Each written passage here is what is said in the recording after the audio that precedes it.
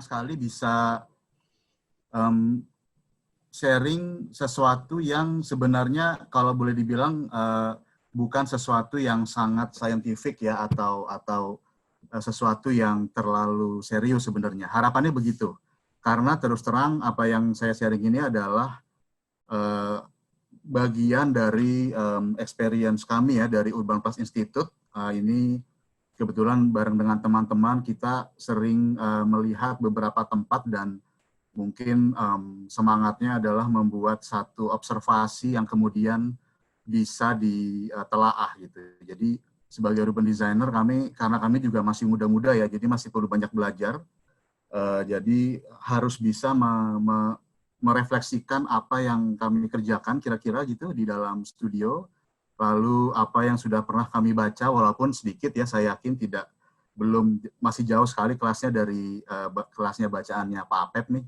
Tapi kami pengen sekali bisa merefleksikan apa yang kami lihat dan coba dikaitkan dengan apa yang sudah kami baca dan ada di tempat lain. Jadi ini lebih kepada menangkap fenomena. Jadi sifatnya ini adalah lebih ke fenomenologis. Kebetulan temanya juga diberikan tema yang bisa dibahas secara populer. Jadi mungkin ya ini semuanya bisa lihat ya screen saya. Jadi sebenarnya saya mungkin mencoba juga untuk mengajak teman-teman yang pastinya punya pengalaman lebih dari saya. Karena memang mungkin kesempatan kami juga untuk bisa jalan-jalan itu tidak terlalu banyak ya. Jadi pada saat bisa jalan itu atau ke tempat-tempat yang menarik, kami berusaha untuk melihat dan merefleksikan gitu. Selain kita mencoba mengobserve, ya kita mengobservasi, melihat apa yang terjadi, menikmati gitu ya. Dan memang boleh dibilang banyak sekali hal-hal yang mungkin jarang sekali terjadi di tempat asal kita gitu. Lalu kita mencoba memvisualisasikan atau sebenarnya lebih ke arah ngobrol. Kalau lihat satu fenomena, apa ya yang bisa membuat dia seperti itu? Fisiknya yang cantik atau yang bagus, atau lalu ada skema-skema lain di balik itu, atau bahkan pengaruh dia terhadap satu kehidupan kota. Makanya untuk mencatat, merekord itu tentunya satu hal yang buat saya itu sangatlah serius, di mana ya saya cukup agak mati-matian sih mengasah kemampuan untuk merekod dalam bentuk sketsa ya, karena menurut saya sketsa itu membuat saya tuh bisa menelaah elemen-elemen spasial terutama itu lebih baik. Jadi walaupun gambarnya ya seadanya, tapi minimal saya ingat apa yang saya lihat dan apa yang saya mau catat gitu. Dan biasanya ya seperti biasa ya, sebagai bagian dari budaya kontemporer ya, ada sosial media dan segala macam, tentunya ya kita pengen sedikit pamer ya. Wah, kita melihat ini loh dan ini menarik loh gitu. Jadi semangat sharing itu tentunya ada gitu. Jadi biasanya record yang berupa sketsa simple itu akan di-sharing gitu. Tapi lalu kemudian kita berpikir, sebenarnya mau nggak sih kita telah lebih lanjut sehingga setelah kita pulang gitu ya, kita kembali ke tempat asal kita, bekerja lagi, kita coba untuk membuat hipotesa-hipotesa yang sifatnya itu fun gitu ya. Jadi yang sifatnya harusnya menyenangkan dan sifatnya itu mudah-mudahan bisa menggelitik pemikiran kita gitu, sehingga kita punya satu pelajaran dari situ. Kita bisa tahu nih apa yang kita lihat itu sebenarnya ada makna atau ada meaning yang sebenarnya lebih jauh dari sekedar sesuatu yang cantik ya, sekedar dari mungkin lihat arsitektur yang kontemporer yang cantik, lihat perkotaan yang sangat integrated, itu semua tentunya ada pelajaran, ada lesson learn. Jadi itulah yang mau kami lakukan di sini. Makanya ini mungkin saya mulai sharing tentang kebetulan tempat ini ya saya sudah beberapa kali ke sana dan memang setiap kali itu lebih kepada menikmati spasialnya ya, menikmati ruangnya sambil melihat apa yang terjadi dan bagaimana dia kira-kira berpengaruh terhadap kehidupan kota Tokyo. Yang pertama nih saya sharing tentang sesuatu yang sebenarnya sangat simple, mungkin agak saya bombastiskan sedikit. Tetapi perjalanan dari area Shibuya ya, buat teman-teman yang saya yakin sudah banyak yang sering ke sana, mungkin lebih sering dibanding saya, perjalanan berjalan kaki dari Shibuya itu sekarang menjadi menyenangkan karena adanya satu konektivitas yang luar biasa dan melewati banyak tempat yang membuat koridor pejalan kaki itu menjadi seolah-olah bagian dari tempat ketiga atau third place ya, atau bahkan mungkin bisa menjadi third space itu. Nanti ini kita akan bisa diskusikan lebih lanjut. Nah, ini bagian dari catatan saya ya selama perjalanan, walaupun memang dibuatnya agak belakangan, tetapi kira-kira pada saat saya melihat dan teman-teman melihat perkembangan apa yang terjadi di Shibuya ini secara fenomena pembangunan, memang kita melihat kalau teman-teman di sini bisa lihat ya, ada satu koneksi yang sangat kuat gitu ya dari ini stasiun Shibuya, maaf saya lupa tulis lagi. Tapi ada satu koneksi yang kuat berupa jalur pedestrian ini yang berupa bulat-bulat atau dot-dot gitu ya, berwarna hijau tua itu, melewati Daikanyama sampai kepada daerah Meguro atau Nakameguro. Nah, ini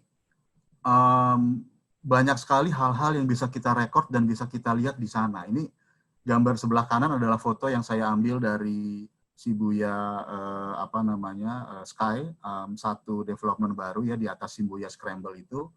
Jadi ada rooftop yang kita bisa melihat ke sekeliling dan ternyata dari atas ini kelihatan sekali ini adalah area pedestrian atau stream yang sifatnya itu adalah untuk mitigasi adanya banjir. Seperti kita semua tahu ya, Tokyo itu memiliki banyak sekali sungai dan kebanyakan itu sebagai bagian dari ruang kota, tetapi dia tetap berfungsi di bawah tanah. Nah, ini stream ini sebenarnya bagian dari mitigasi terhadap banjir 50 tahun. Di mana di bawah salah satu gedung di area Shibuya ini ada satu water cathedral ya, mirip dengan apa yang mereka punya di sebelah timur Tokyo gitu. Tetapi di sini dimanfaatkan, pertama ini ada stream yang sifatnya itu sebenarnya kali kecil.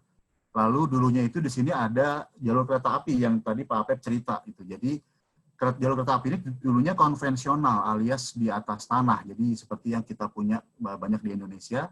Dan memang jalur kereta api ini kemudian dipindahkan ke bawah tanah, jadi berupa jalur MRT. Dan kalau kita lihat dari area Shibuya Station ya, dari Hachiko Plaza itu satu tempat yang sangat ramai. Ini jalur yang kita lewati ini kira-kira akan melewati 3 stasiun, lalu beberapa neighborhood ya di Shibuya Ward ini ada Sarugakucho, terus ada Daikanyama juga sampai ke Kamimeguro. Dan ini semua bisa dilewati dengan cara berjalan kaki dengan sangat nyaman. Panjangnya sekitar 2,5 kilo, sebenarnya nggak terlalu panjang. Ini kan boleh dibilang hanya ukurannya mungkin kurang dari 8 city block ya, kalau kita biasa mengukur kota-kota yang punya ukuran blok cukup rasional gitu. Dan dia mengkonek 3 stasiun MRT dan 4 communities. Artinya apa? Artinya di sini selain kita menikmati perjalanannya, kita juga bisa kita bisa belajar untuk melihat apa yang terjadi, apa yang harus diusahakan atau disediakan sehingga koneksi yang di level perkotaan ini bisa menjadi koneksi yang menerus. Walaupun bentuknya kalau di Tokyo ini, di Shibuya sampai Nakameguro ini, tidak berupa satu bentuk yang sama. Beda dengan nanti yang kita mau sharing cerita tentang apa yang terjadi di Korea Selatan, di Seoul ya, Gyeonggi Forest Park. Yang ini tuh sebenarnya rute ini tuh saya yang mengada-ngadakan saja sebenarnya. Kalau dibilang apakah dia memang satu rute yang pasti dan artinya sangat definitif, enggak juga. Tapi saya mencari rute yang enak, yang baik dengan berbagai macam bentuk jalur pedestrian yang bisa menghubungkan antara tempat-tempat yang memang kita bisa nikmati. Dan ini memang boleh dibilang agak ya kita lihat ya secara komponen gitu ya. Kalau kita lihat bahwa ini adalah bagian awal dari Shibuya Stream, jadi satu development yang dibuat oleh Tokyo Properties, Tokyo Development. Ini baru selesai itu kalau nggak salah 2018 ya. Dan ini adalah bangunan mixed use yang lokasinya itu tepat berada di bekas jalur kereta api. Yang sekarang ini jalurnya itu adanya di bawah tanah. Jadi kalau lihat sebelah kiri ini ada satu bangunan kaca ini kalau turun ke bawah ini masuk ke Shibuya Station. Dan ini adalah kali atau stream yang difungsikan sebagai bagian dari mitigasi banjir. Ini adalah area Shibuya Stream-nya, dia punya elevasi ke atas, lalu di sepanjang jalan ini adalah yang warna hijau ini yang menerus sampai nanti jalan melalui neighborhood, dan ruangnya sangat kaya. Jadi kalau kita lihat, perhatikan, saya mencoba menangkap nih sama teman-teman, ada variasi dari tipologi ya, atau jenis program gitu. Jadi ada yang komersial, ada yang sifatnya itu open space, ada yang sifatnya itu kantor gitu ya. Dan juga ada variasi dari ketinggian level, skala, dan jenis konektivitas. Jadi ada yang sifatnya itu pedestrian seperti ini, nanti ada yang nyebrang jalan, dan dia juga ada yang di pinggir stream ya, di pinggir kali. Jadi sangat variatif. Di sisi lain, semua itu tentunya akan mengakomodasi variasi dari aktivitas. Nah, ini yang menurut saya menarik setelah beberapa kali ke sana itu mulai terbayang elemen-elemen apa saja yang bisa kita observe ya, yang bisa kita sisir nih, bisa kita pindai gitu. Nah, ini kita mulai jalan dan ini beberapa foto yang saya akan sharing ya. Jadi kita membayangkan di ruang yang seperti ini gitu.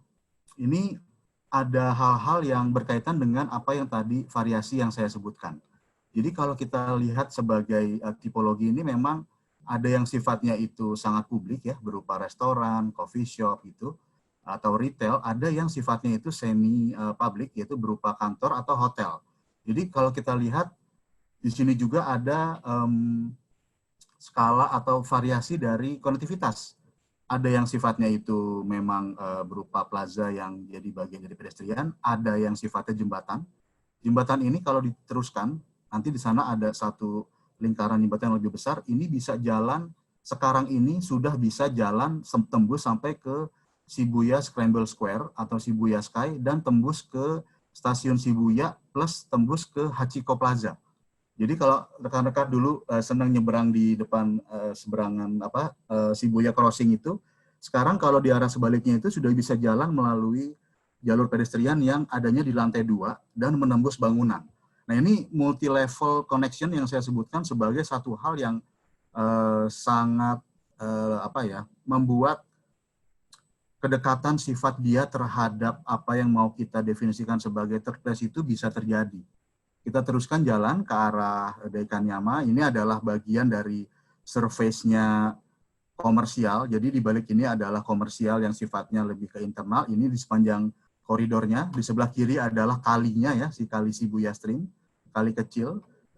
Di sini kita lihat interface seperti ini yang saya sebut itu shared surface ini menjadikan koridor yang sifatnya pejalan kaki ini menjadi menarik dan punya banyak hotspot nih.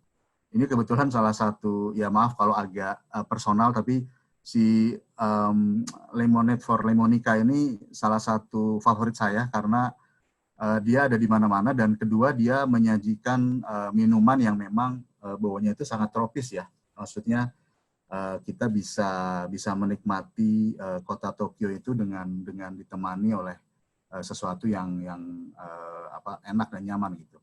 Ini bagian dari baru mulai masuk ke jalurnya. Lalu ini adalah bagian di dalam Shibuya Stream-nya, di dalam gedungnya.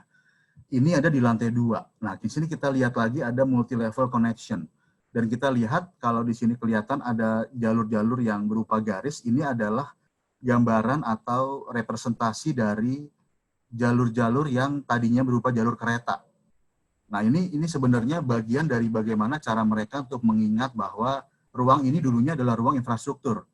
Jadi masih digambarkan kembali gitu ya, walaupun saya nggak yakin ini adalah jalur aslinya, tetapi ada gambaran bahwa ini dulu bekas jalur kereta. Dan sekarang menjadi jalur pedestrian untuk manusia yang sifatnya itu sangat humanis dari segi skala. Nah ini mungkin di sebelah kiri ada salah satu bagian yang ada di tanah gitu ya, masih kelihatan asli, masih kelihatan ini bagian dari bekas relnya gitu, tetapi memang hanya sepotong dan ini dipertahankan sebagai bagian dari menunjukkan dulu ada existing infrastructure yaitu rel kereta dan sekarang sudah menjadi bagian dari koridor jalan kaki. Dan di dalam ruang-ruangnya pun banyak yang sifatnya itu semi temporer. Jadi ada temporary aktivitas ya seperti ini, sedang ada bazar. Kalau nggak ada bazar, ini area ini sangat kosong. Jadi hanya berupa ruang terbuka dan memang di Tokyo sendiri saya perhatikan beberapa kali saya lihat ruang terbuka seperti ini itu dimanfaatkan untuk bazar-bazar yang memang sifatnya itu juga mengakomodasi kegiatan sosial. Nah ini yang menurut saya satu kohesi yang sangat menarik, di mana definisi atau meaning dari makna dari ruang ketiga itu mulai kelihatan, di mana dia menjadi ruang kegiatan yang memang bukan kegiatan utama yang berupa tempat tinggal atau kegiatan kedua yang berupa tempat bekerja, tapi kegiatan yang berada di antara itu ya, di antara dua tempat itu dan menjadi sekaligus menjadi tempat komunikasi atau kohesifnya antar warga kota. Ya. Jadi ini adalah gambaran, kasih Pak. Ini adalah gambaran dari koridor di sepanjang itu ya. Ini masih daerah Shibuya, sudah menuju ke arah Daikanyama. Tetapi kalau kita perhatikan, bayangkan ada satu koridor yang memang menerus ya, artinya melewati tempat tinggal. Ini neighborhood, jadi ini adalah apartemen-apartemen, melewati area perkantoran gitu, dan bahkan sampai kepada ya ini karena saya memilih jalan masuk ke area neighborhood-nya Daikanyama ya, ini salah satu area perumahan yang sifatnya landed di Tokyo, tentunya tempat tinggalnya orang-orang super kaya ya di sini ya. Ini nih kita bayangkan kalau kita tuh bisa jalan kaki dari masuk ke daerah perumahan seperti Pondok Indah, tetapi jalan kakinya itu menembus area kota, jadi bisa kita bayangkan sangat precious ya, artinya kita bisa menikmati buat orang seperti saya yang memang suka mengobservasi ya. Dulu saya juga kebetulan pernah lagi jalan-jalan di sana juga, terus ketemu sama Mas Jimmy tuh, terus kita keliling-keliling lihat rumah-rumah yang lucu-lucu gitu. Jadi menurut saya ini sangat menarik, di mana melihat area private dengan area publik itu berdampingan dengan sangat dekat. Jadi ini kalau sebelah kiri kita lihat adalah area perumahan private, area perumahan orang-orang kaya. Sebelah kanan ini adalah Daikanyama T-Side. Ini saya yakin banyak yang hafal nih. Jadi T-Side ini adalah toko buku gitu ya, Tsutaya, dan ini adanya tuh persis dikelilingi oleh perumahan. Jadi ini adalah bagian depannya, dan ini adalah salah satu ruang yang ada di sepanjang jalan itu, di sepanjang koridor itu, yang saya pikir apakah ini bisa merepresentasikan sesuatu yang disebut sebagai third place atau tempat ketiga.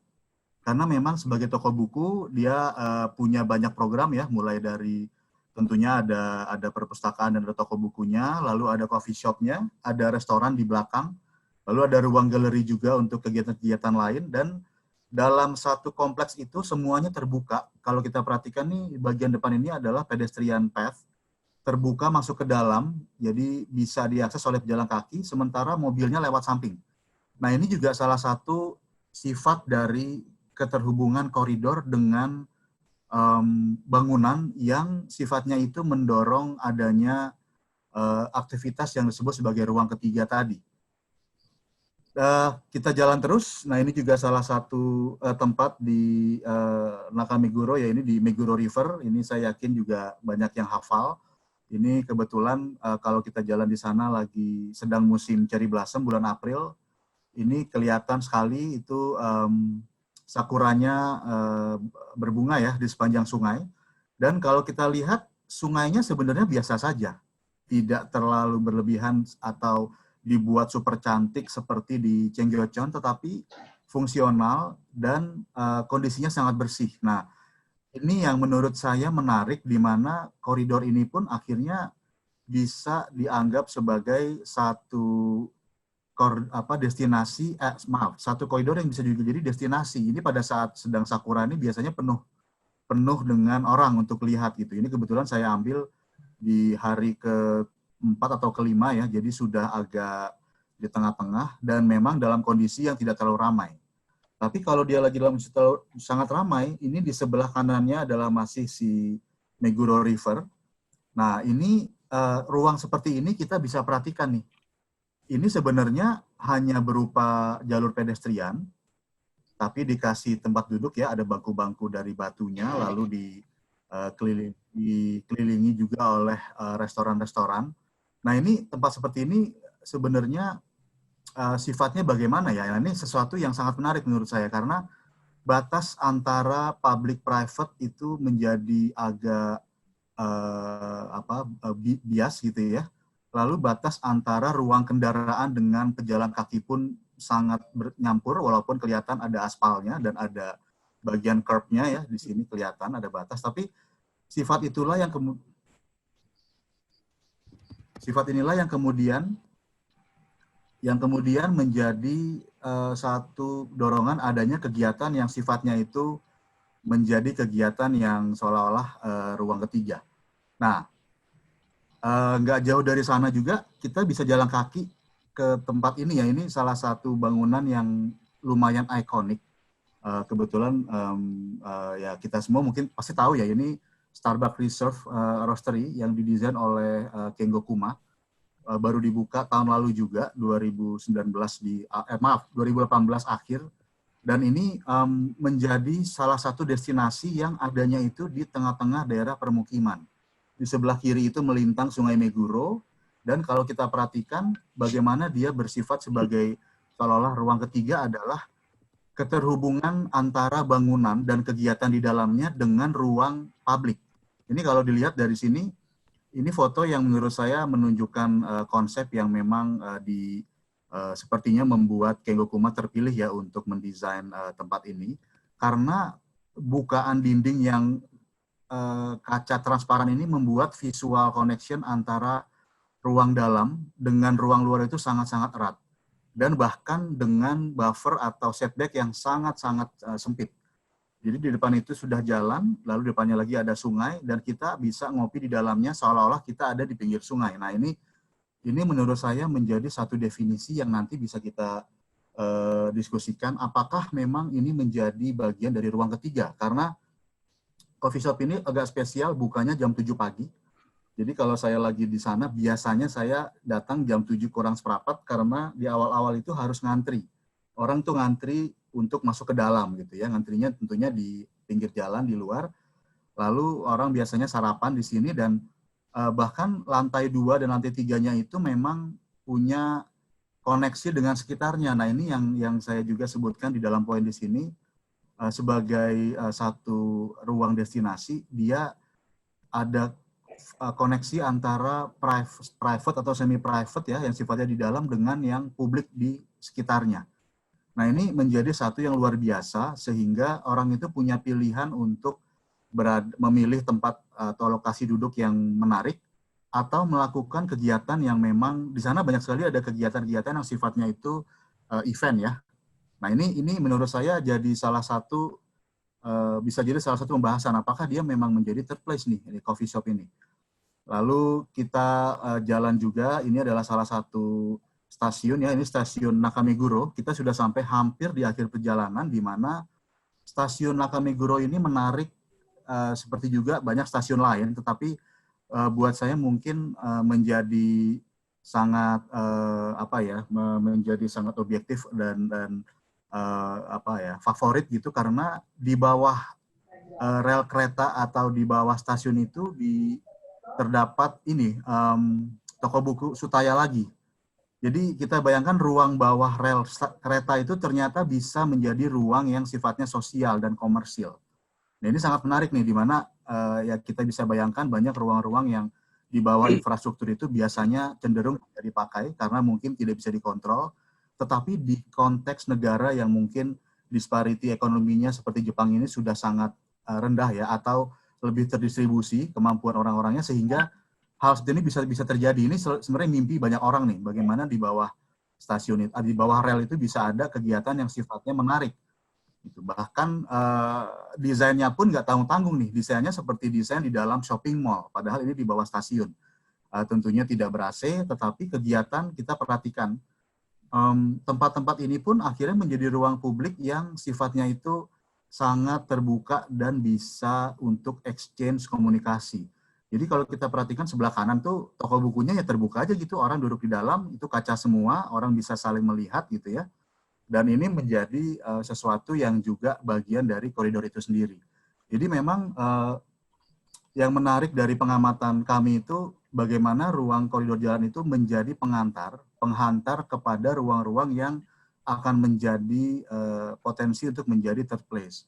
Definisi itulah yang kemudian membuat ruang kotanya itu menjadi sangat fluid atau sangat mengalir. Ini di sekitar daerah, di sekitar area Nakameguro memang, dan ini mungkin salah satu tempat yang buat saya adalah tempat yang ya tentunya ini ruang ketiga atau third place ya yang buat saya selalu jadi destinasi. Ini adalah toko stationery namanya Traveler's Factory. Dia punya produk Traveler's Notebook dan memang buat saya ini bukan cuma saya tunggu sebentar sampai stabil.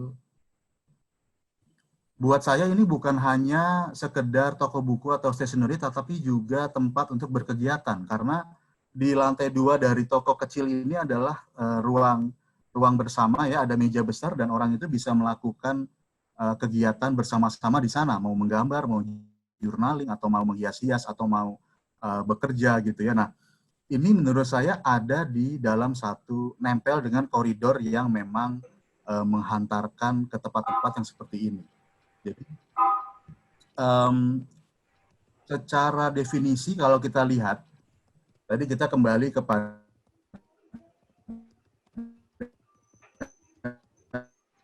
dan konektivitas dan juga level ya, plus dengan variasi dari campuran kegiatan ya, jadi mix of usage-nya.